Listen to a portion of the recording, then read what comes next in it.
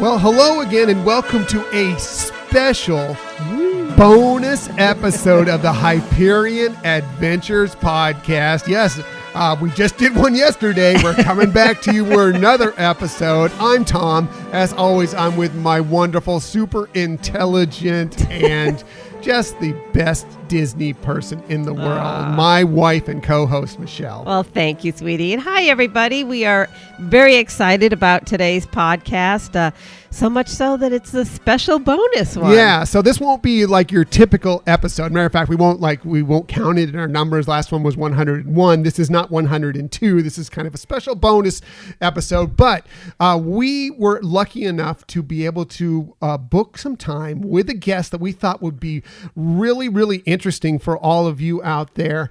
And, you know, we could have recorded it. This was the time he could come on. We could have recorded it and then played it back on for the next episode or whatever. But with what's happening out there, we thought, you know, things are changing constantly. We wanted to be sure that we got this out in a timely manner. So that's why we're dropping this today. Right. Not to mention that we're just really excited about it. I mean, this is, we feel really an impressive guest that we're able to, like you said, book for this interview. And we're so honored and thrilled about being able to talk about Disney to somebody who has some real inside knowledge. Yeah, he's been on the show before, and we're excited to bring him back. So let's get to it. Here was the interview that we recorded earlier today. So, Michelle, Shanghai Disneyland reopened today. It's really exciting news. And, yes. Disney Springs is now going to be opening, at least in part, coming up here on May 20th. So we're starting to see a little break in the clouds, maybe a little light at the end of the tunnel. But, you know, how will this happen in the U.S.? There are still so many questions. And the good news is we have somebody joining us today, a very special guest that will have some insight possibly on how Disney might accomplish this. He's the former executive vice president of operations for the Walt Disney World Resort, where he, as the senior operating executive for 10 years, he led a team of 40,000 cast members, was responsible for the operations of the 20 resort hotels, the 4 theme parks, 2 water parks, of course, the shopping and entertainment village, and the ESPN Sports and Recreation Complex. He's an author of multiple books. He does speaking engagements across the country, and he even finds time for his own podcast. I know, it's incredible. It is incredible. Creating Disney Magic, Lessons in Leadership, Management, and Customer Service. You can find that all at leecockerell.com. Yes, Lee Cockerell joins the show. Oh, and by the way, he happened to hold that job at the Walt Disney World Resort in 2001 when the world, of course, stopped as well for that. Obviously, during 9/11, obviously it was a different situation than this, but still, he may have some more insight on how to make sure, assure that guests feel safe and are ready to return to the parks. So this is really cool. We're so happy to have him with us. Lee Cockerell. May I call you Lee, by the way? I hope so. Thank you. Lee, thank you so much for joining the Hyperion Adventures Podcast. Tom and Michelle, thank you for being on the show today. Sure. Happy to be here. Awesome. And as Tom mentioned, you really do have a lot of insight into the organization and more of how do the lines of communication and strategy work together to try to accomplish either difficult or challenging tasks or changes that come about them, from external sources such as this. Yeah, well, Disney, we are extremely organized. Mm-hmm. There is 2 ways to do things in the world: your way and the Disney way. and when I was in the Army way, and neither one of those wants you to do it any other way. So we are very into systems, procedures, policies, operating guidelines. I would say our strength is we hire better. Mm-hmm. We hire people for a great attitude and passion to do the job. And then we train them better, probably. Right. And we treat them better. So I said, if you hire them better, train them better, and treat them better, life is good. Right. Because people will step up and do the job and be responsible. And so I think that's one of the things. But on a crisis like 9/11 or even the one we're in now, people say, how do you lead through a crisis? Right. I said, the best thing you do is lead before the crisis. Sure. To create the culture, clarity of expectations, have the right people in place. You don't go buy a fire extinguisher after the house burns down. And Good or point. those, or get a treadmill after you have bypass surgery. Right. So it's thinking about what could happen, what has happened in the world, and if it happened to you, are you ready in your personal life or your business life? And so we do a pretty good job of that, and we have a system for everything. Right. Makes sense. One of the things from our previous experience, we were actually on, I think, one of the last Disney cruises that settled back into port before, or once all the craziness began. Yes. And so it was a 2-week Panama Canal cruise. We started it at the beginning of March when things were fairly normal in this country. There was some of the COVID crisis in Europe. But as our journey went on and announcements came out from the captain, we were realizing things were changing and really going to be different once we landed back home here in San Diego. What was really impressive was, one, how the captain was communicating every day on all the changes, and that you really did get the sense that he had been communicating within the organization and having that ability to draw from resources that weren't at his hands right there on the ship. Can you comment about that, like the communication lines, I guess? I mean, not all obviously specifics, sure, but just, how that structure really is supportive of when things like this happen. At Disney World, we practice for crisis several times a year. We do simulations. We are put through it by a company. It could be at 3 a.m. You don't know when they're coming. They can show up anytime. We have to open our command center within 30 minutes. There's about 20 people that are in that command center representing every part of Disney, including we also have a sheriff's deputy in there, a highway patrolman, people, all areas. And we open. We've done it so many times. We practice. Like on 9/11, everybody knew what to do, and because we do it. And it's kind of like at home. You better have a fire drill. Right. Little teeny things. So in the middle of the night when you wake up and there's a tornado coming, you don't try to have a meeting with the family to decide which room to go into. Sure. You got to pre-plan. And so I think that's what we do. And we have very clear policies and procedures, what to do, what not to do. And we have experts. I mean, Disney Cruise Line hired the head of Navy SEALs after he retired to be a head of security. Wow. That he saw things we didn't see, because that's what experts do. Experts see things you don't see. Right. And I would say if there's a crisis, I don't care if it's at sea or on land, you're probably better to be at Disney than anywhere else, because you will be taken care of. And there's nothing more important than safety. I mean, we can't have a place where people are getting hurt, or especially 50% of our customers are children. Right. And parents really don't like anything to happen to their kids. Right. And so, maybe their husband, but not their children. So we're just crazy about systems, doing it the right way. Right. And having a culture of safety. Right. That the same old story. We work safely, and it's expected, and it's enforced. Right. So, yeah.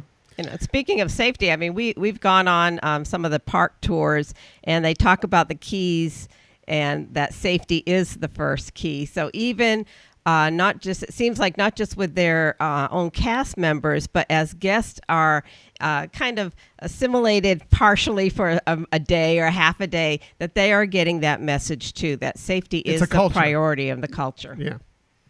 They hear it over. It's like your mother.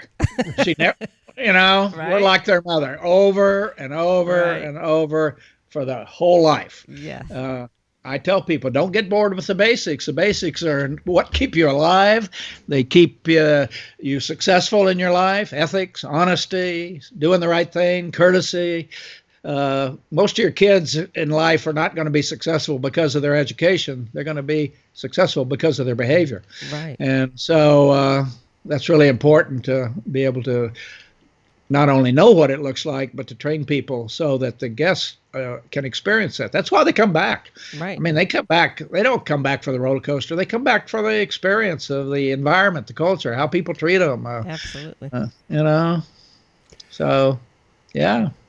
So, yeah, obviously, we talked about you being on the job during 9/11 back in 2001. You mentioned it just a little bit ago as well. Can you talk a little bit about, obviously, that was a much different situation than this, but there was still fear out there in the community about possibly going back to a place where there would be so many people gathered at one spot. Can you talk about the process you went through with some of the other executives and with your team to kind of ensure that people were safe and they felt safe going back to Walt Disney World? Oh yeah, I mean we thought we were already so safe you couldn't believe it, but we went and reviewed all the safety measures that other places were doing, like military bases and entrance and exits, and there are many things that were added to Disney, like barriers and at the entrance to hotels. They're nicely done, right? So you wouldn't know that, but that was so car couldn't drive into the lobby. That's we have security everywhere, cameras everywhere. We have 1,300 security people, maybe more now, that are they're watching you undercover. They're watching you when you get out of your car. They're watching you in the stores, on the monorail. Well, I'm not kidding you. It's the safest zip code in America, on purpose. Yeah, right. Yes, that's great. And the whole world's looking for safe places to take their families. Right. I mean, literally, where are you going to take them? I mean, really, when you think about the whole world, where's the safest place you could think about going on vacation with your children? Right. It's Disney. Yeah. None. Right. Yeah. Right. And obviously that was a very successful process or rollout because people did come back in masses, and it was a really good rejuvenation back to, fairly quickly of what was there before. So, yeah. Well, I think we had already built the trust with the guests over the years that we deliver. Right. And,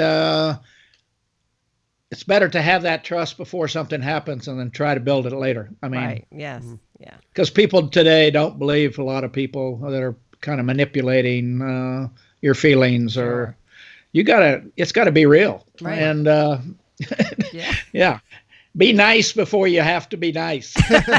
That's a good point. And more people need to know that out there, because it's unfortunately faltering a little bit in our community nowadays. Yeah, we got a ways to go here. Right. Yes. Right.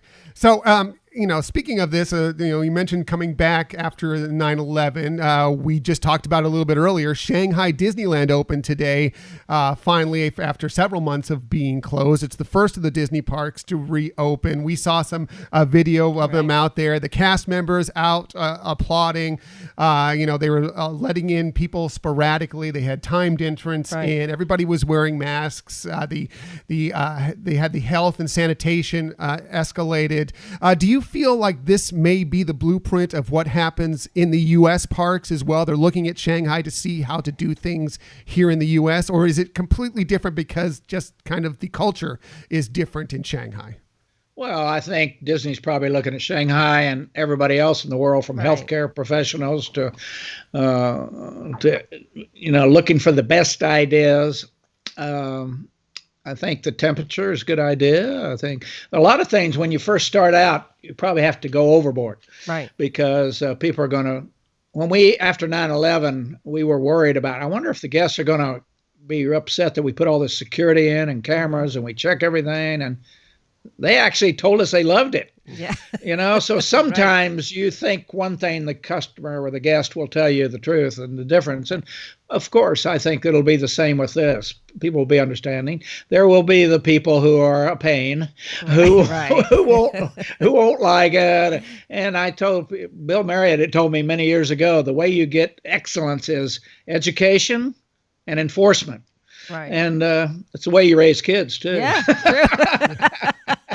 And it's true. You educate people. You tell them what the expectations are. You're clear with them. You're upfront with them. Right. And if they come in, then it's going to be enforced. Right. And you're not going to be able to get by, because first of all, it's irresponsible not to enforce it for the other guests and the other cast members. So there's a lot of people that are not very responsible right now out and about in the world. Right. But that won't be the case at Disney, I assure you. Yeah. That will not be the case. Right. Yeah. I recently heard you on a CNBC interview, and which was amazing and very insightful. You made an interesting point. You said that Disney has to be attentive to the guest, to the cast members, and to the bottom line. And that does seem to be an important triad to maintain a company with their brand. And I just thought that was very insightful that you brought that up, because I do think from different perspectives, people feel that maybe the direction of attention should be on one of those. Yeah, I think you can't ignore one of them. As I said, if you ignore the bottom line, you won't be here in a year. Right. You'll be out of business. If you ignore the guest, you won't be here because they won't be back. Right. If you ignore the employees, they're not going to give you a very good experience, so the guests won't come back, and you won't make any money anyway. Right. So, there is balance in life. Mothers know this, by the way. Mothers know you got to have empathy and discipline. Right. Like at my house, I had to keep my son happy, my wife happy, and make sure we still have some money in the bank. So life is a balance of doing the right things, and it's hard. Right. It's a dilemma. It's called a dilemma because it's not there. There is no perfect solution. Right. It's you do the best you can. Sure. And try to keep it all together in life. Right. So we noticed actually yesterday, we were just happened to perusing through the Disneyland, the mobile app of all places, and noticed that they've added a new tab onto there that says virtual queues. Now, they've been using that with success, well, depending on your point of view of it, with Rise of the Resistance, the new Star Wars attraction there. Some people like it, some people don't.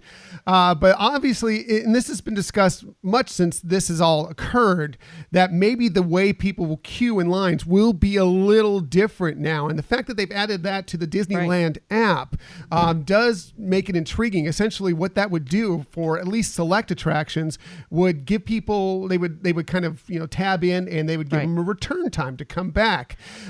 Lee, do you see that may be the future possibly for the queues? Obviously, it seems like that could be something that they're going to put into use, at least temporarily, for this, odd time that we're in now. But do you think that might become more of the status quo going forward? Well, I don't know if it'll go the status quo. I don't think anybody knows what's going to be the status quo. Right. I think we're going to try things. They're going to work. They're not going to work. That's why they've got people there to evaluate these things. There's going to be a new technology come out in 3 weeks that somebody invented. Right. And I just think you got to be flexible. You've got to be looking for the best ideas everywhere, and you got to know what's going on around the world and when you should put them in your place, and when maybe you should back off of something you did, right? Because it's not working. And the times we're living in now, you got to make decisions faster. You got to get better faster, because the guests have no patience. Everything's got to be faster. That's true. That's true. You got to answer your phone faster. You got to get back to people faster. They want to go through the ride faster. It's amazing. Right. That's a good point. No, we're totally screwed. We're totally screwed up. So we got to do everything faster. Don't fall in love with any idea. Just work it, see if it works. If it does, good. If not, fall out of love with it. And put something. Right. I know where I work, a lot of times we utilize the term, and I'm not coining it myself or saying it's necessarily a perfect term, but I think the intent is good. It's called fail fast, so that you can, find what's not working quickly and make some adjustments. And I wonder, in a company as large as Disney, is that something that the infrastructure really can help support that? Yeah, I don't think you have any choice, frankly, because nobody wants to fail or fail fast, but we do every day because we have some bright idea, right? And it sounds like great on paper, and you read it, and then you go do it. I said it's like travel. You can read about India, but it's different to go there. Sure. Right. No, I think fail fast is to recognize when something's failing. Exactly. And don't stick with it because of your ego, or it was my idea, or we need to do it that way because somebody said so. No, there's going to need a lot of courage going through this to do what needs to be done and to change what is being done. So it'll take some great leadership of people who are on the ball. Right. Do you see that there's something out there, some key? What would be the turning point, the tipping point, do you think, for Disney deciding that, this is the time we can go ahead and open up these parks, at least partially, to start allowing people in? Do you think that there's a key out there for that? I think it could be 6, 8, 9 weeks, something like that. Mm-hmm. Maybe by July, maybe by, at the worst, maybe August, with something, because you got to take the first step. Right. The first step's always the hardest. Sure. Do I really want to do this? It's like parachuting out of a plane. The hardest part's that first step. Right. And then you have a ball. Yeah. So you're not going to find out anything until we do it. And they may operate at extremely low levels. Right. It's not going to be about money in the beginning. It's going to be about get this right. Sure. You can't. This has to go right. Right. And obviously all eyes are on Disney and watching what they're doing, and even other industries and other organizations. Yeah, absolutely. Disney can do the roadmap because they believe in safety, and other companies can learn from them. Right. I told people today, watch Shanghai. They did a lot of great stuff. Right. I mean, really impressive. Right. It really was. We were just sitting there and just watching it as people were entering, and again, Disney cast members, across the globe are out there applauding people as they're returning, and people singing, and it was just joyous, and I was just so happy to see that today. Right. Absolutely. There's a video online, I don't know if you looked at it, that the senior VP did about what they were doing. Right. I looked at it yesterday just to see, and the signage is so impressive. Right. The way they're going to serve the buffet, but they'll bring the food to you. Right. Hey. Right. And there's a million ideas. Yeah. We actually saw a lot of that on the cruise as well. They were wiping down handrails constantly, and doorknobs. After a couple days on the cruise, the buffet became one where, we held our plates and they served the food. Same thing with beverages. And, they really did a lot to try to prevent that multi-people handling the same things. Yeah, they've been wiping them down since they started, that norovirus that all these ships seem to get. But Disney's had a great track record about not having those kind of issues, and it's amazing. And I think it's that little attention to detail, the little things. The little things can become big problems. That's true. Always take care of the little things so the big things don't show up. Right. And a lot of people don't do that because save money. You think it won't happen, but getting a virus on your ship you won't save any money. Sure, right. Disney always stepping up. That's part of the reason why we pick Disney Cruise so often and visit Disney Park so often, is because the attention to detail that Disney puts in, it's just over and above. And I know that they're eventually going to get this right when they decide it's the time to reopen, to start bringing guests back into the Disney resorts, whether Disneyland, Walt Disney World, Disneyland Paris, whatever it may be. When Disney decides to do it, it will almost certainly be the right time. I think you'd agree, Mr. Cockerell. Hey, my grandmother was in the Spanish flu of 1918. She was born in 1906, and they all thought it would never get back to normal until it did. Yeah. Same. Right. It never gets back to normal until it does. Right. I mean, life will go on. There will be a virus inoculation. There will be. I mean, yes. Everybody in the world is working on this right now. Right. Exactly. So there you go. That's the way to, perfectly wrap up this interview with hope, a message of hope. Because that's what I think we all need right now. And it looks like we're starting to get some from the Disney parks. Shanghai Disneyland open, Disney Springs opening in part here in a few days. It's really exciting. Lee, thank you so much for joining us. We really appreciate you taking your time out of your busy day. You were on CNBC again this morning. So obviously you're always looking for people. People are looking to talk to you about what's going on in the world, but we really appreciate that you took a moment to spend some time with us here on the Hyperion Adventures podcast. Great. Take care, you guys. This was fun. Thanks. So thanks again to Mr. Lee Cockerell, the former executive vice president of operations at the Walt Disney World Resort.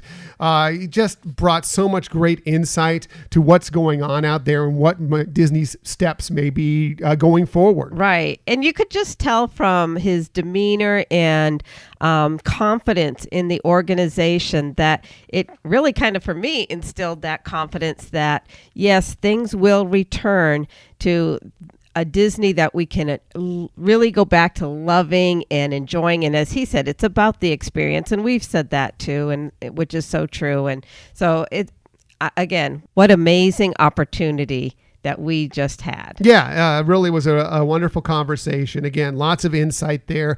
As he has insight all the time on his own podcast, his speaking engagements, his books. I know you've read some of his books. Right. Really, you can find all that stuff, again, at leecockerell.com. I know you've listened to the podcast many times. Many times. Yeah, his podcasts are great. It's designed to give really great skills to leaders, using Disney as the guiding force, although Lee and his very rich experience in other organizations obviously comes through as well. And I would highly recommend it, even not just for leaders. I think it just has a lot of great life learning. Yeah. I've heard a little bit of it. I know you've listened to more episodes than I have, but always insightful, always interesting. And there's, obviously that a lot of this comes from Disney, but there's a lot of other lessons to be learned in business and in life. And he shares that with his, with all the listeners that he has, and his speaking engagements as well. And like I said, his books.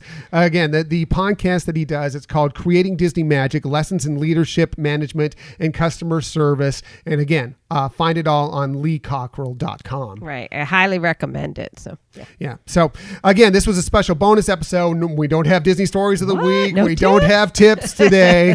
But, you can go back, and you should go back if you haven't listened to yesterday's episode that we dropped. Listen to this one and then listen to that one, or vice versa, whatever the case may be. We did the top 5 Disney lounges, and that was a lot of fun. More of a fun episode. This was more of an informational episode. But you should definitely check that out as well. Yes. And again, thanks to everybody who participated in that one. And this is amazing. Yes. I really, really appreciate that you joined us for this special bonus episode of the Hyperion Adventures Podcast. If you're looking for any of our other episodes, you can always find us on HyperionAdventuresPodcast.com. And while you're there, I want you to take a second and sign up for the newsletter. This was kind of short notice. We weren't able to drop this in the last newsletter, but if anything ever is coming up, we will let you know. That's the first place to find out about it. Right. You will be very happy that you did. It's a fun way, and we just love interacting with all of you. Yeah, and the other way to interact with us, we let people know that this was coming up or something special was coming up. We didn't quite tip our hand as to what it was, but we let people know something special was coming up on our social media. And you can find us there on Twitter at Hyperion Podcast, Facebook, Instagram, and Pinterest at Hyperion Adventures Podcast. And if you ever want to ask any questions, email us for any reason, you can hit us up at HyperionAdventuresPodcast@gmail.com. Right. And as we always say, we really love it if you tell a friend about our podcast. Right. Please tell a friend about us if you have a little more time. A rating is wonderful. A review is great. More than anything else, we just appreciate that you take the time to download, to listen to our show. You are very special to us. We thank you for that. Definitely. I concur. I concur. So that's it. Thank you for joining us for this special bonus edition of the Hyperion Adventures Podcast. We're going to share some more time with you again next week, back to normal on Sunday. Until that time, I'm Tom. I'm Michelle. And we hope that you have a magical